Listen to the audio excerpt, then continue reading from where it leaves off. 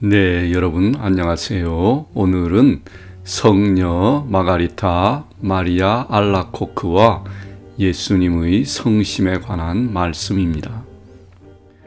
성녀 마가리타 마리아 알라코크는 1647년 7월 22일 프랑스 부르고뉴의 작은 마을에서 아버지 클로드와 어머니 필리베르트 사이에서 7남매 중 5번째 외동딸로 태어났습니다. 그녀의 아버지는 부유한 공중인으로 집과 농지를 소유했습니다.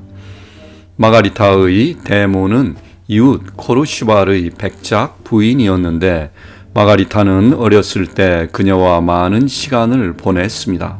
하지만 백작 부인은 갑작스레 죽었고 아버지 클로드 또한 마가리타가 8살이 되었을 때 폐렴으로 사망했는데 이들의 죽음은 그녀에게 큰 충격을 주었습니다.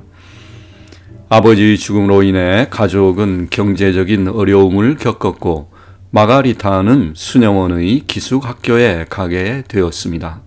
그녀는 수녀원 생활을 사랑했고 수녀들의 보살핌 아래 마가리타에게는 성체에 대한 열렬한 사랑이 싹트기 시작했습니다.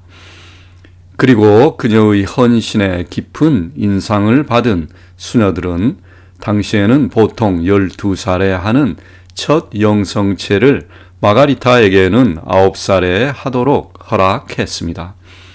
그러나 첫 영성체를 한 지 2년 후 그녀는 심한 열병을 앓았고 그로 인해 4년 동안 병상에 누워 있어야만 했습니다. 그래서 그 기간 동안 마가리타는 집으로 돌아와서 어머니의 보살핌을 받았습니다.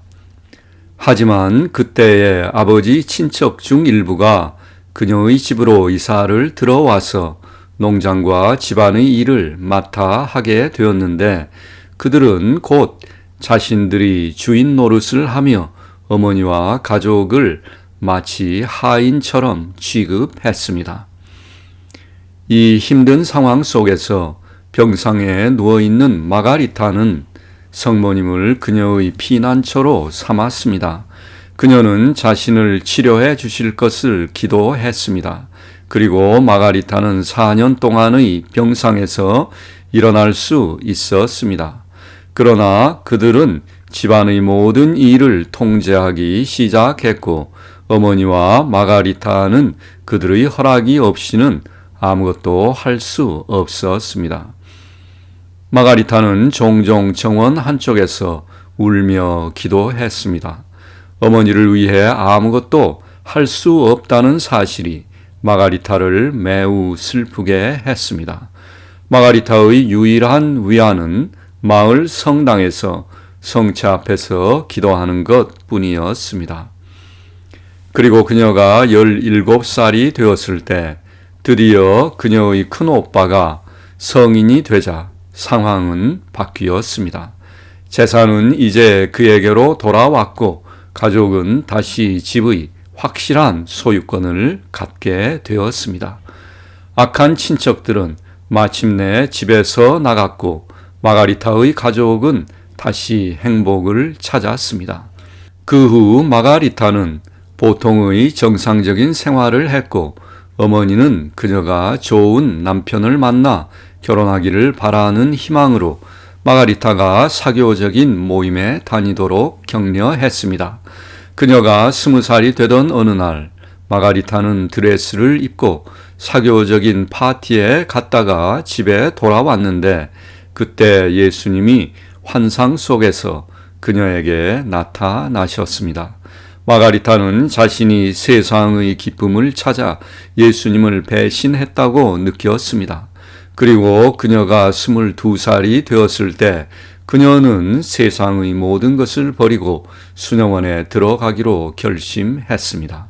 그녀는 1671년 5월 파레 르 모니알의 성모 마리아 방문 수녀회에서 입회했습니다. 참고로 이 수도회는 17세기 초에 성인 프란치스 드 살레에 의해 설립된 수도회입니다. 수녀가 된 마가리타 마리아는 병자들을 돌보는 의무실에 배정되었습니다.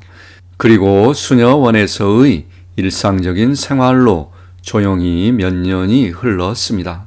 그런 후 마가리타 마리아 수녀는 초자연적인 경험을 하기 시작했습니다. 첫 번째 사건은 1673년 12월 27일 일어났습니다. 그녀가 채플에서 무릎을 꿇고 있는데 하느님의 임재가 점점 충만해지기 시작했습니다. 그리고 예수님이 나타나셔서 최후의 만찬에서 사도 요한이 있었던 자리로 그녀를 초대했습니다. 주님은 마가리타에게 그분 마음의 사랑이 사람들에게 퍼지고 나타나야 하며 이 은총을 그녀를 통해서 나타내실 것이라고 말씀하셨습니다.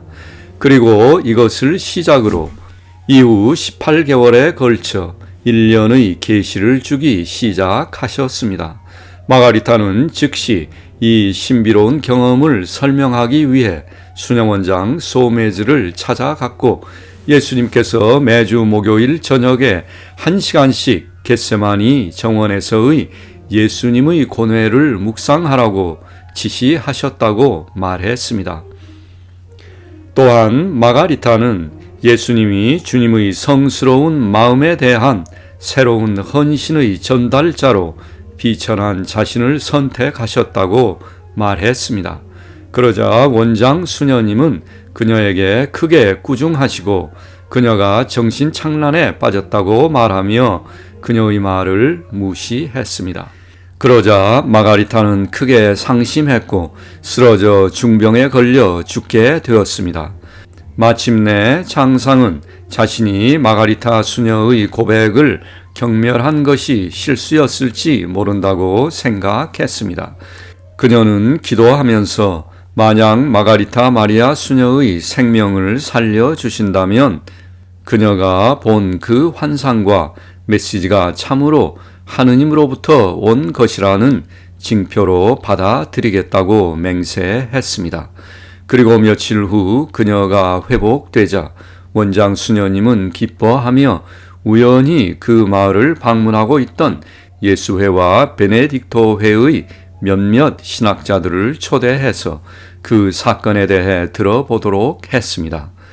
하지만 마가리타 수녀의 말을 들은 사제들은 이 젊은 수녀가 망상에 빠져 있다고 판단했습니다. 그들의 시험은 마가리타에게는 순전히 고문과 같았습니다. 동료 수녀들은 등을 돌렸고 그녀가 가르치던 아이들의 부모들까지도 그녀를 사기꾼이라고 비난했습니다. 그러나 그 후에 훗날 성인이 된 예수의 신부인 클로드 드 라 콜롬비에르 신부가 그녀와 이야기를 나누었는데 그는 그녀에게 나타난 계시의 진실성을 완전히 확신하며 마가리타 마리아 수녀에 대한 글을 써서 사람들에게 알리기 시작했습니다. 그리고 마침내 마가리타 수녀가 39살이며 그녀가 예수 성심의 첫 환상을 본 지 13년 후인 1686년부터 수녀회에서는 사적으로 예수 성심 주기를 지키기 시작했고 2년 후 성심께 경위를 표하기 위해 파레르모니알에 채플이 세워졌습니다. 그러자 곧 다른 방문 수녀원에서도 예수 성심 주기를 지키기 시작했습니다. 그러나 그녀가 수녀원의 부원장으로 두 번째 임기를 수행하던 중 마가리타 수녀는 병에 걸렸습니다.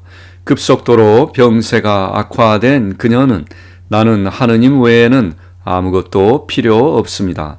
나는 예수님의 성심에 제 자신을 바쳐야 합니다. 라고 말하며 마지막 성사를 받고 1690년 10월 17일 43세로 사망했습니다. 마가리타 마리아 알라코크 수녀는 1920년 성인으로 시성되었습니다. 예수 성심의 성인으로 불리는 그녀의 축일은 10월 16일입니다. 예수님의 성심은 말씀이 육신으로 강생하셔서 성찬을 제정하시고 우리 죄를 짊어지시고 십자가에 죽으심으로써 자신을 영원하신 하느님 아버지께 희생 제물로 바치신 예수님의 무한한 사랑의 상징입니다. 네, 오늘은 성녀 마가리타 마리아 알라코크와 예수님의 성심에 대해 알아보았습니다.